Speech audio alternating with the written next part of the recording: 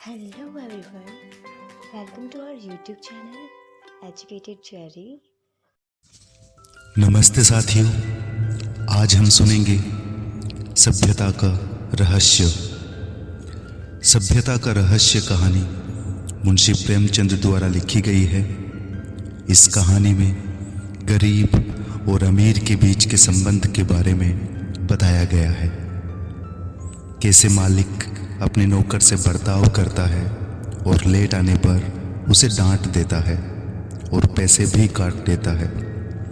गरीब लोग सबसे ज़्यादा सभ्य, सांस्कृतिक और धार्मिक होते हैं। अमीर और अफसर लोगों के लिए पेशा, रिश्वत और उनकी ड्यूटी ही सर्वोच्च होती है। उन्हें किसी की जान और अहित से कोई परवाह नहीं होती। अमीर और अफसर लोग बुरे से बुरे काम करें, लेकिन अगर आप उस पर पर्दा डाल सकते हैं तो आप सभ्य हैं, सज्जन हैं, जेंटलमैन हैं। अगर आप में यह सिफत नहीं तो आप असभ्य हैं, गंवार हैं, बदमाश हैं। यह सभ्यता का रहस्य है। तो चलिए शुरू करते हैं सभ्यता का रहस्य। यूं तो मेरी समझ में दुनिया की 1001 बातें नहीं आती। जैसे लोग प्रातःकाल उठते ही बालों पर छुरा क्यों चलाते हैं? क्या अब पुरुषों में भी इतनी नज़ाकत आ गई है कि बालों का बोझ उनसे नहीं संभलता? एक साथ ही सभी पढ़े लिखे आदमियों की आंखें क्यों इतनी कमज़ोर हो गई हैं? दिमाग की कमजोरी ही इसका कारण है या और कुछ? लोग किताबों के पीछे क्यों इतने हैरान हैं? इत्यादि। लेकिन इस समय मुझे इन बातों से मतलब नहीं है। मेरे मन में एक नया प्रश्न उठ रहा है और उसका जवाब मुझे कोई नहीं देता। प्रश्न यह है कि सभ्य कौन है और असभ्य कौन? सभ्यता के लक्षण क्या है? सरसरी नज़र से देखिए तो इससे ज़्यादा आसान और कोई सवाल ही ना होगा। बच्चा बच्चा इसका समाधान कर सकता है। लेकिन जरा गौर से देखिए तो प्रश्न इतना आसान नहीं जान पड़ता। अगर कोट पतलून पहनना, टाई हेट कर कॉलर लगाना, मेज पर बैठकर खाना खाना, दिन में 13 बार कोको या चाय पीना और सिगार पीते हुए चलना सभ्यता है, तो उन गोरों को भी सभ्य कहना पड़ेगा जो सड़क पर बैठकर शाम को कभी कभी टहलते नजर आते हैं। शराब के नशे से आंखें सुर्ख, पैर लड़खड़ाते हुए रास्ता चलने वालों को अनायास छेड़ने की धुन। क्या उन गोरों को सभ्य कहा जा सकता है? कभी नहीं। तो यह सिद्ध हुआ कि सभ्यता कोई और ही चीज है। उसका देह से इतना संबंध नहीं है जितना मन से। मेरे इने गिने मित्रों में एक राय रतन किशोर भी हैं। आप बहुत ही सहृदय, बहुत ही उदार, बहुत शिक्षित और एक बड़े ओहदेदार हैं। बहुत अच्छा वेतन पाने पर भी उनकी आमदनी खर्च के लिए काफ़ी नहीं होती। 1/4 वेतन तो बंगले ही की भेंट हो जाती है। इसलिए आप बहुधा चिंतित रहते हैं। रिश्वत तो नहीं लेते, कम से कम मैं नहीं जानता। हालांकि कहने वाले कहते हैं, लेकिन इतना जानता हूँ कि वह भत्ता बढ़ाने के लिए दौर पर बहुत रहते हैं। यहाँ तक कि इसके लिए हर साल बजट की किसी दूसरे मद से रुपए निकालने पड़ते हैं। उनके अफसर कहते हैं, इतने दौरे क्यों करते हो? तो जवाब देते हैं, इस जिले का काम ही ऐसा है कि जब तक खूब दौरे न किए जाएं, रियाया शांत नहीं रह सकती। लेकिन मज़ा तो यह है कि राय साहब उतने दौरे वास्तव में नहीं करते जितने कि अपने रोजनामचे में लिखते हैं। उनके पड़ाव शहर से 50 मील पर होते हैं। खेमे वहाँ गड़े रहते हैं। कैंप के अमले वहाँ पड़े रहते हैं और राय साहब घर पर मित्रों के साथ गपशप करते रहते हैं। पर किसी की मजाल है कि राय साहब की नेक नियति पर संदेह कर सके। उनके सभ्य पुरुष होने में किसी को शंका नहीं हो सकती। एक दिन मैं उनसे मिलने गया। उस समय वह अपने घसियारे दमड़ी को डांट रहे थे। दमड़ी रात दिन का नौकर था, लेकिन घर रोटी खाने जाया करता था। उसका घर थोड़ी ही दूर पर एक गांव में था। कल रात को किसी कारण से यहाँ न आ सका, इसलिए डांट पड़ रही थी।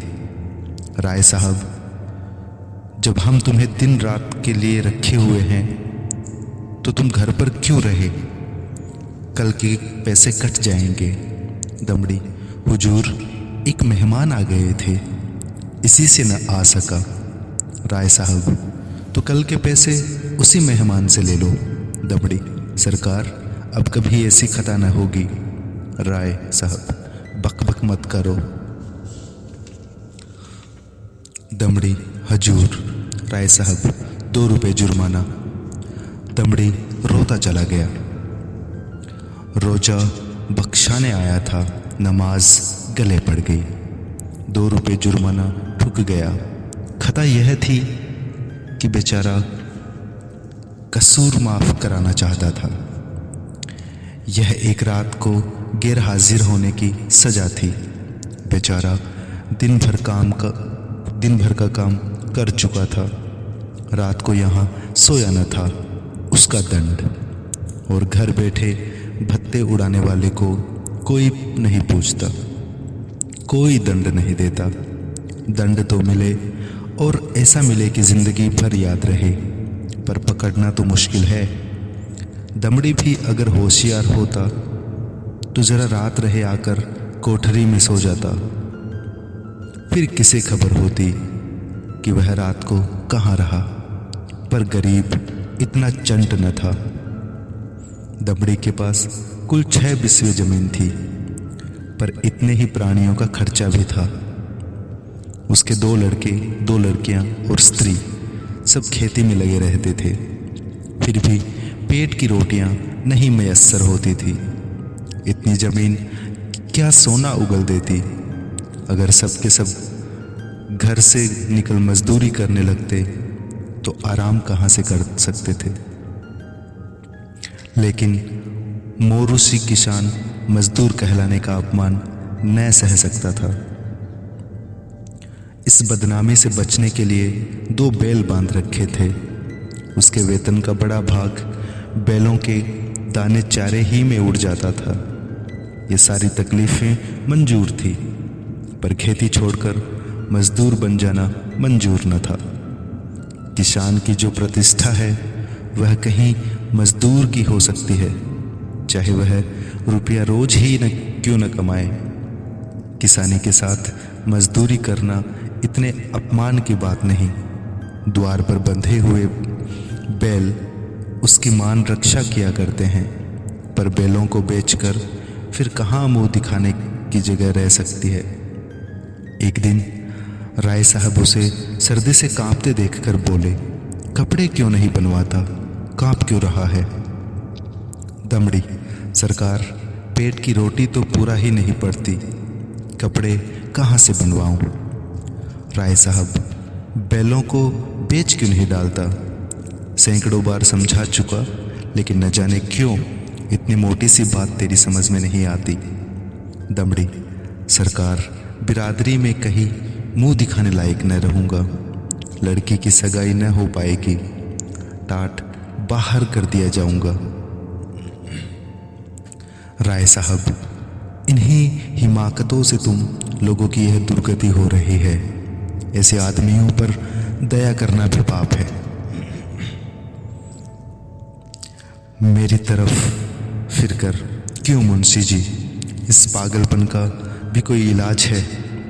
जाड़ों मर रहे हैं, पर दरवाजे पर बेल जरूर बांधेंगे। मैंने कहा, जनाब, यह तो अपनी अपनी समझ है। राय साहब, इसी समझ को दूर से सलाम कीजिए। मेरे यहाँ कई पुश्तों से जन्माष्टमी का उत्सव मनाया जाता था।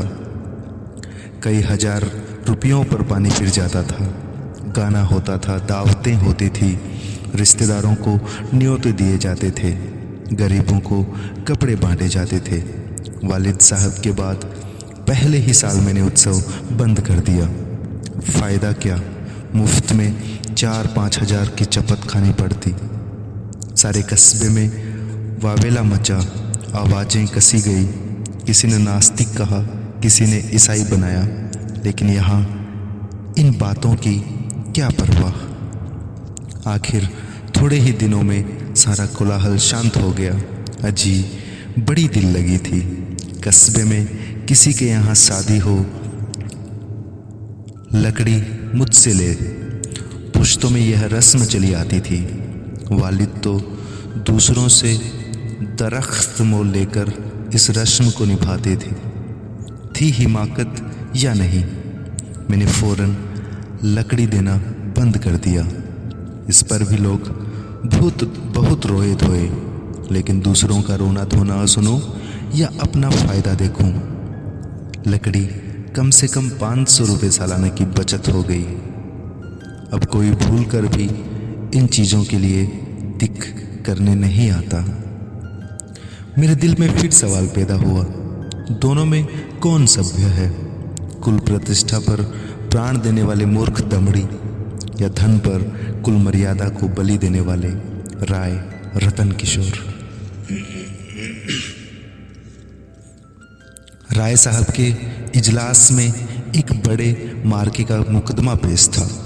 शहर का एक रईस खून के मामले में फंस गया था। उसकी जमानत के लिए राय साहब की खुशामदें होने लगी। इज्जत की बात थी। रईस साहब का हुक्म था कि चाहे रियासत बिक जाए, पर इस मुकदमे से बेदाग निकल जाऊं। डालियां लगाई गई, सिफारिशें पहुंचाई गई, पर राय साहब पर कोई असर न हुआ। रईस के आदमियों को प्रत्यक्ष रूप से रिश्वत की चर्चा करने की हिम्मत न पड़ती थी। आखिर जब कोई बस न चला तो रईस की स्त्री से मिलकर सौदा पटाने की ठानी। रात के 10 बजे थे। दोनों महिलाओं में बातें होने लगी। 20,000 की बातचीत थी। राय साहब की पत्नी तो इतनी खुश हुई कि उसी वक्त राय साहब के पास दौड़ी हुई आई और कहने लगी, ले लो ले लो।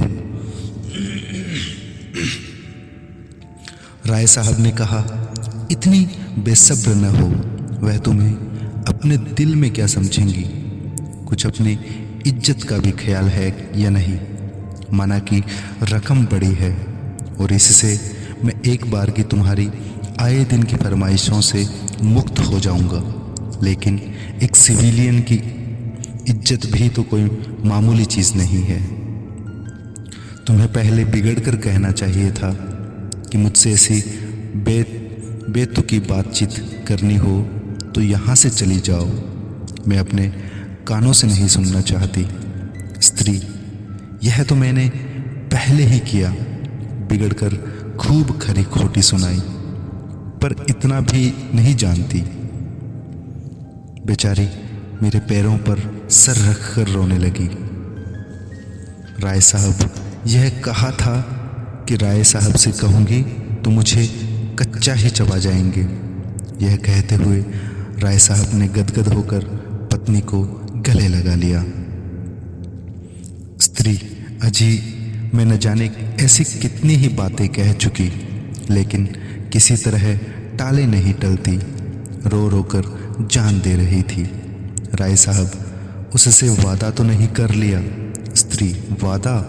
मैं रुपए लेकर संदूक में रख आई, नोट थे। राय साहब, कितने ज़बरदस्त अहमक हो। न मालूम ईश्वर तुम्हें कभी समझ भी देगा या नहीं। स्त्री, अब क्या देगा?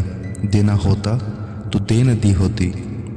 राय साहब, हाँ मालूम हो तो ऐसा ही होता है। मुझसे कहा तक नहीं और रुपए लेकर संदूक में दाखिल कर लिए। अगर किसी तरह बात खुल जाए तो कहीं का न रहूं।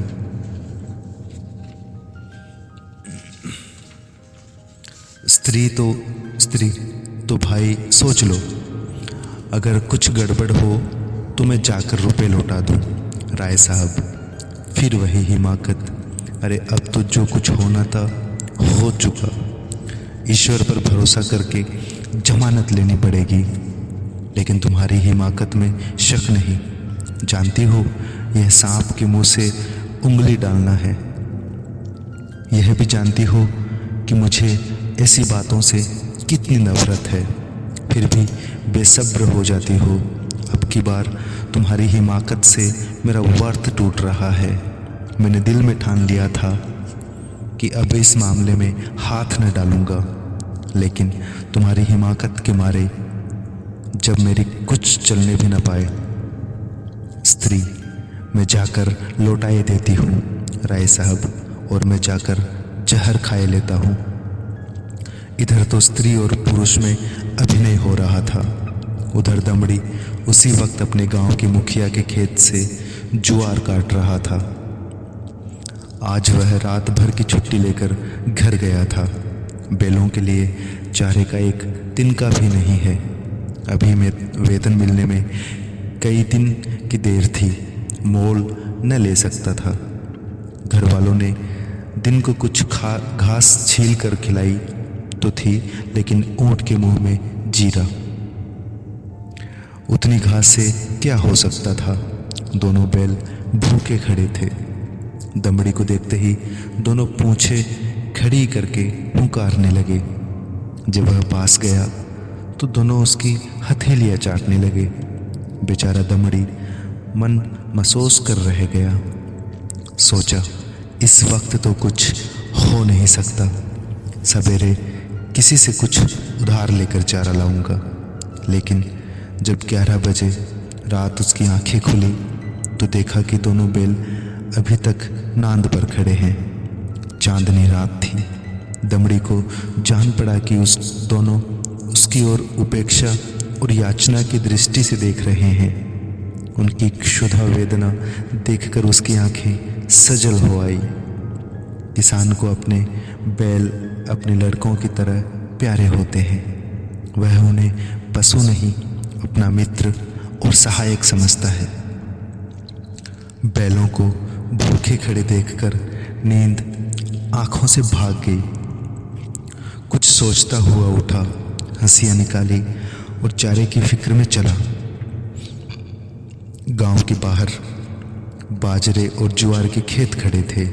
दमड़ी के हाथ कांपने लगे, लेकिन बैलों की याद ने उसे उत्तेजित कर दिया। चाहता तो कई बोझ काट सकता था, लेकिन वह चोरी करते हुए भी चोर न था। उसने केवल उतना ही चारा काटा जितना बैलों को रात भर के लिए काफी हो। सोचा अगर किसी ने देख भी लिया तो उससे कह दूंगा बैल भूखे थे इसलिए काट लिया। उसे विश्वास था कि थोड़े से चारे के लिए मुझे कोई नहीं पकड़ सकता। मैं कुछ बेचने के लिए तो काट नहीं रहा हूँ। फिर ऐसा निर्दयी कौन है जो मुझे पकड़ ले? बहुत करेगा अपने दाम ले लेगा। उसने बहुत सोचा। चारे का थोड़ा होना ही उसे चोरी के अपराध से बचाने को काफ़ी था। चोर उतना काटता जितना उसे उठ सकता। उसे किसी के फायदे और नुकसान से क्या मतलब। गांव के लोग दमड़ी को चारा लिए जाते देखकर बिगड़ते जरूर, पर कोई चोरी के इल्जाम में न फंसाता। लेकिन संयोग से हल्के के थाने का सिपाही उधर जा निकला। वह पड़ोस के बनिए के यहाँ जुआ होने की खबर पाकर कुछ ऐंठने की टोह में आया था। दमड़ी को चारा सिर पर उठाते देखा तो संदेह हुआ, इतनी रात गए कौन चारा काटता है? हो न हो कोई चोरी से काट रहा है। डांट कर बोला, कौन चारा लिए जाता है? खड़ा रह। दमड़ी ने चौंक कर पीछे देखा तो पुलिस का सिपाही। हाथ पांव फूल गए। कांपते हुए बोला, हुजूर थोड़ा ही सा काटा है, देख लीजिए। सिपाही, थोड़ा काटा हो या बहुत? है तो चोरी, खेत किसका है? दमड़ी, बलदेव महतो का। सिपाही ने समझा था शिकार फंसा, इससे कुछ ऐंठेगा, लेकिन वहाँ क्या रखा था। पकड़कर गांव में लाया और जब वहाँ भी कुछ हत्थे चढ़ता न दिखाई दिया तो थाने ले गया। थानेदार ने चालान कर दिया। मुकदमा राय साहब ही के इजलास में पेश किया। राय साहब ने दमड़ी को फंसे हुए देखा तो हमदर्दी के बदले कठोरता से काम लिया। बोले, यह मेरी बदनामी की बात है, तेरा क्या बिगड़ा? 6.5 महीने की सजा हो जाएगी। शर्मिंदा तो मुझे होना पड़ रहा है। लोग यही तो कहते होंगे कि राय साहब के आदमी ऐसे बदमाश और चोर है। तू मेरा नौकर न होता तो मैं हल्की सजा देता, लेकिन तू मेरा नौकर है, इसलिए कड़ी से कड़ी सजा दूंगा। मैं यह नहीं सुन सकता कि राय साहब ने अपने नौकर के साथ रियायत की। यह कहकर राय साहब ने दमड़ी को 6 महीने की सख्त कैद का हुक्म सुना दिया। उसी दिन उन्होंने खून के मुकदमे में जमानत ले ली। मैंने दोनों वृतांत सुने और मेरे दिल में यह ख्याल और भी पक्का हो गया कि सभ्यता केवल हुनर के साथ ऐब करने का नाम है। आप बुरे से बुरे काम करें, लेकिन अगर आप उस पर पर्दा डाल सकते हैं तो आप सभ्य हैं, सज्जन हैं, जेंटलमैन हैं। अगर आप में यह सिफत नहीं है तो आप असभ्य हैं, गंवार हैं, बदमाश हैं, और यह सभ्यता का रहस्य है। Thank you.